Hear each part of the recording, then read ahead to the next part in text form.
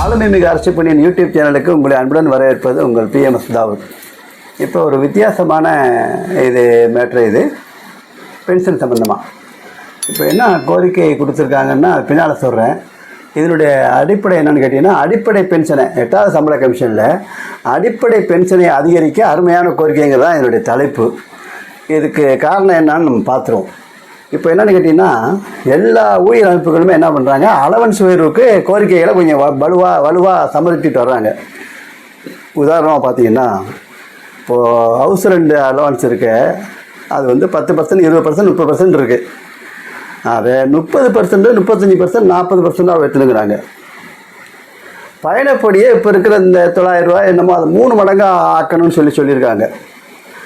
அகவலிப்பால் இது DA linked அலவன்ஸுங்கிறாங்க. அகவலிப்படி ஏறும்போது அப்பப்போ அலவன்ஸும் ஏறணும் அப்படின்னு சொல்லியிருக்காங்க. இதையெல்லாம் விட 7வது சம்பள கமிஷன் என்ன பண்ணாங்க, மொத்தம் இருந்த 196 அலவன்ஸில் 53 அலவன்ஸை ரத்து பண்ணாங்க. சிலதை ஒன்று சேர்த்தாங்க, சப்சம் பண்ணாங்க. இப்போ அதுலேயும் சிலதை எமிட் செய்யணுங்கிறாங்க. ஆக அலவன்ஸினுடைய கோரிக்கைகள் ரொம்ப அதிகமாக இருக்குது. இப்போ பே கமிஷனில் இந்த ஃபிட்மெண்ட் ஃபேக்டரி கூட வருமாங்கிறது கூட காரணமே இந்த அலவன்ஸுகளுடைய தாக்கம் அதிகமாக இருந்தால் அது குறையுமோங்கிற மாதிரி நிலைமை இருக்குது. அந்த மாதிரி சூழ்நிலையில் ரயில்வே சீனியர் சிட்டிசன் வெல்ஃபேர் சொசைட்டியில் ஒரு கோரிக்கை கொடுத்துருக்காங்க. என்ன கோரிக்கை அப்படின்னா, அடிப்படை ஊதியத்தை வலுப்படுத்துவதற்கு பதிலாக சம்பளமானது அலவன்ஸுகளை சார்ந்திருப்பது நீண்டகால விளைவுகளை ஏற்படுத்தும் என்பதை ஆணையம் கருத்தில் கொள்ள வேண்டும். அதான் ரயில்வே சீனியர் சிட்டிசன் வெல்ஃபேர் சொசைட்டியினுடைய கோரிக்கை. இந்த கோரிக்கையினுடைய உள்வயணத்தை பார்த்தா இது சரியா இல்லைங்கிறது புரியும். சரி இல்லைன்னு சொன்னாலும் கூட அதற்கான காரணத்தையே நம்ம பார்த்துடலாம். எப்படின்னு பார்ப்போம். இந்த 196ல் 43 53 அலவன்ஸ் போக மிச்சம் 143 அலவன்ஸும் எல்லாருக்கும் இருக்காது. ஒரு சிலருக்கும் இருக்கும், சிலது எல்லாருக்கும் பொதுவாக இருக்கும். இப்போ HRA, அதுக்கப்புறம் என்ன சொல்கிறது, MA, இந்த மாதிரிலாம் சிலதெல்லாம் வந்து பொதுவாக இருக்கும். அதில் வந்து பார்த்திங்கன்னா, சர்வீஸில் இருக்கிற வரைக்கும் தான் உங்களுக்கு இந்த அலவன்ஸுக்கெல்லாம் கிடைக்கும். ரிட்டையர் ஆகிட்டால் என்ன கிடைக்கும், பென்ஷனு, DA, MA இதான் கிடைக்குமே தவிர இந்த அலவன்ஸுக்கெல்லாம் தொடர்ந்து வராது. ஆகையினால தான் என்ன சொல்கிறாங்க, உதாரணமாக ஒரு பார்ப்போமே, ஒரு நர்ஸ் இருக்காருன்னு வச்சுங்க. அந்த நர்ஸ் வந்து பேசிக் பே 1 லட்சம். அவங்களுக்கு எலக்ட்ரிசிட்டியில் HRA 30%, 30,000. அப்புறம் நர்சிங் அலவன்ஸு 9,000, ட்ரெஸ் அலவன்ஸு 1,500 ரூபா. இதெல்லாம் இப்போ தான் 1/1/2026 பே கமிஷன் மாறின பிற்பாடு இது டபுள் ஆகிறதுக்கான வாய்ப்புகள் இருக்குது. ஆக இந்த 1 லட்சம் பேசிக் பே இருப்பாருங்க, அதில் 50%ம் டிஏ, அதுக்கு உண்டான டிஏ தான் வரும். இதில் டிஏ காமிக்கலாம், ஆனால் டிஏ இதில் உண்டுக்கு காமிக்கலை.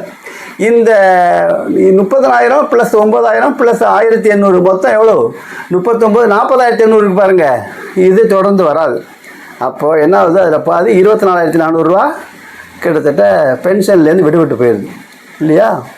அடுத்தாப்பில் சம்பள கட்டமைப்பில் ஓய்வுகால பலன் பாதிக்கப்படாது என்பதை உறுதி செய்ய பேசிக் பேக்கும் அலவன்ஸுக்கும் இடையே என்ன சொல்கிறாங்க, ஒரு சிறந்த சமநிலை வேண்டும்னு கேட்குறாங்க. யார், ரயில்வே சீனியர் சிட்டிசன் வெல்ஃபேர் சொசைட்டியில்.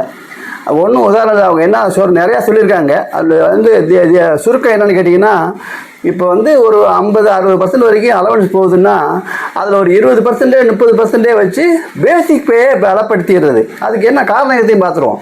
அவங்க சொல்கிறது அதுதான், சம்பளத்தில் வந்து அலவன்ஸ் சம்பளங்கிறது மொத்த சம்பளங்கிறது அலவன்ஸுகளை சார்ந்திருப்புங்கிறது அது நீண்ட கால விளைவுகளை இது பண்ணுங்கிறது தான் அவங்களுடைய தீமை சொல்கிறது. அதுதான் சொல்கிறாங்க.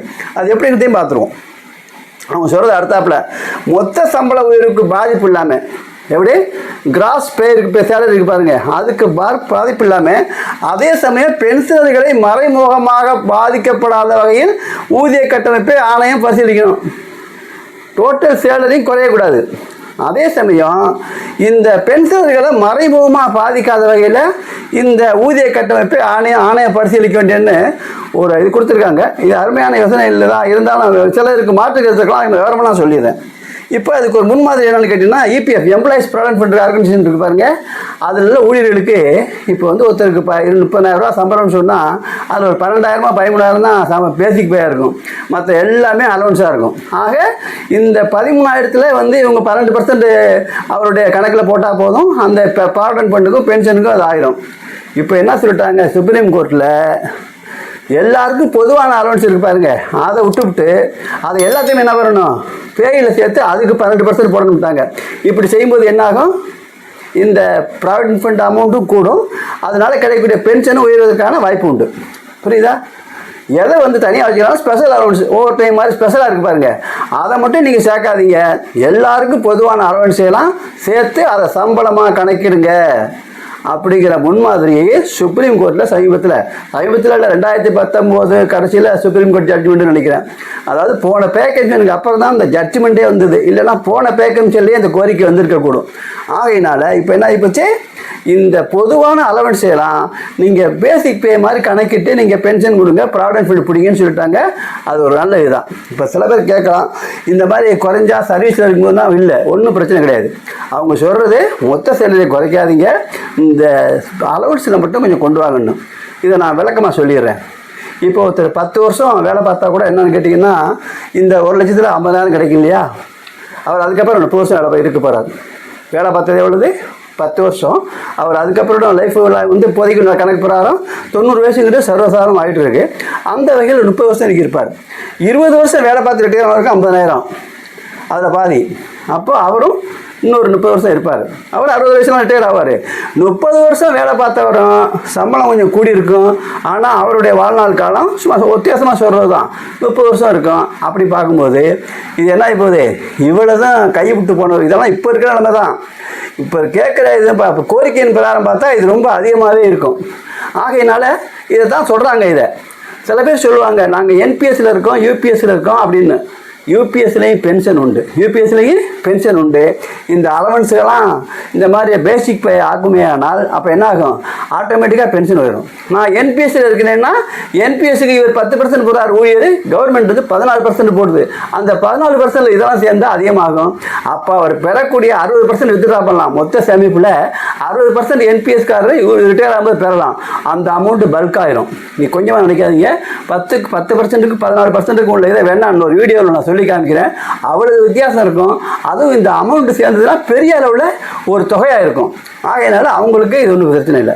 ரெண்டாவது 10 வருஷத்துக்கு குறைவாக ரிட்டையர் ஆகாங்க பாருங்கள், அவங்களுக்கு தான் செய்வாங்க. அவங்களுக்கு பென்ஷன் இருக்காது. பழைய பென்ஷன்காரராக இருந்தால் என்ன இருக்கும், ரிட்டைர்மெண்ட் கிராஜுவிட்டியும் இருக்கும், சர்வீஸ் கிராஜுவிட்டியும் இருக்கும். அப்போ என்ன ஆகும், அதாகும். அதே போல் அலவன்ஸினுடைய பலம் குறைஞ்சி பேசிக் பேனுடைய பலம் அதிகமானால் டிஏனுடைய அளவு கூடும். அதன் பிரகாரம் சம்பளமும் கணிசமாக உயர்ந்துகிட்டு இருக்கும். இன்னும் நான் சுருக்கமாக சொல்கிறேன், பழைய பென்ஷன்காரராக இருந்தால் 15, 14 அல்லது 13 வருஷத்தில் பென்ஷன் மும்மடங்காகுது. எனக்கு அப்படி ஆகிருக்கு.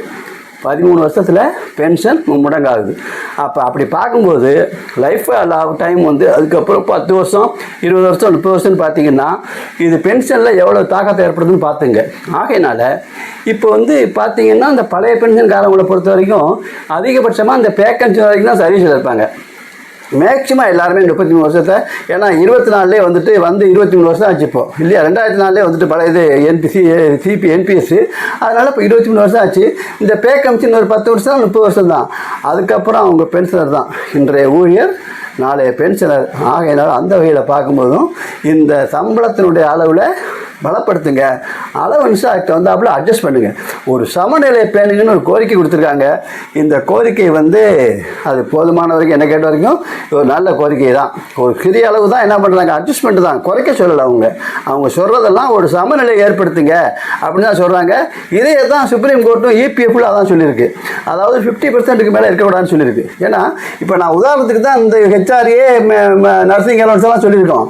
அது இன்னும் இருக்குது, சில்ட்ரன்ஸ் எஜுகேஷன் அலவன்ஸு, அப்புறம் ஹாஸ்டல் சப்சிடி, அந்த மாதிரி நிறைய இருக்குது அலவன்ஸ். தான் சொல்கிறேன், 196 அலவன்ஸில் 53 தான் கழிச்சிருக்கு.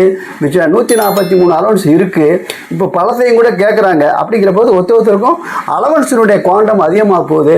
பேசிக் பே வந்து அதுக்கு தகுந்தாப்புல அட்ஜஸ்ட் பண்ணுவோம். ஏன்னா கவர்மெண்ட்டு அவுட்கோ எவ்வளோன்னா பார்ப்பாங்களே தவிர இதை மட்டும் பார்க்க மாட்டாங்க. அதனால் இப்போ என்ன பண்ணியிருக்காங்க, இந்த மாதிரி கோரிக்கை வச்சுருக்காங்க. இது தொடர்பாக மேற்கொண்டு எதுவும் செய்தி வந்தால் சந்திப்போம். நன்றி, வணக்கம்.